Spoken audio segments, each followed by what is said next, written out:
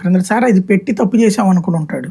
అవి ఒక routine process లో జరగాలి గానీ అదేదో మైండ్ మీద ముద్రేసేటటువంటి కాన్సెప్ట్ లో పోతే ఎదురు దెబ్బ తింటామని అర్థమై ఉంటది. సిపిఎస్ కానీ అందువలన ఆ రూట్ లో ఉన్నాడు. రెండవది ఏంటంటే జగన్ ఎంతసేపటి కంటే అధికారంలో ఉన్నాడు పాజిటివ్ ఓటు కోసం చూసుకుంటాడు, విపక్షంలో ఉన్నాడు నెగిటివ్ ఓటు కోసం చూసుకుంటాడు.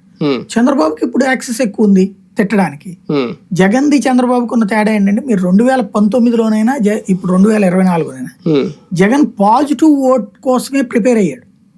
2019లో జగన్ చంద్రబాబును విమర్శిస్తాడు, విమర్శ 10% ఉండేది, 15% ఉండేది, మిగతాది నవరత్నాలే చెప్పుకొచ్చేవాడు. మేము వస్తే అధికారంలోకి ఇది ఇస్తాం అన్నటువంటి. ఇప్పుడు చంద్రబాబు నాయుడు చెప్పుకొచ్చారు అట్లాగే.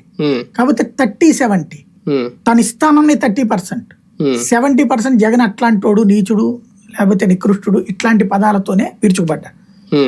ఇక్కడ రివర్స్, ఇతను 70% అప్పుడు గాని ఇప్పుడు గాని తను చేసింది 70% చెప్పుకుని, చేస్తానన్నది 70% చెప్పుకుని 30% విమర్శలు చేస్తాడు జగన్.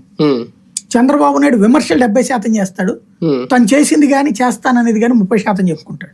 అది వీళ్ళిద్దరి మధ్యన ఉంటాడు. 2019 ముందు కూడా చూసుకుంటే సామాజిక సమీకరణాలు గట్టిగా మాట్లాడాలంటే కుల రాజకీయాలు గట్టిగానే చేశారు.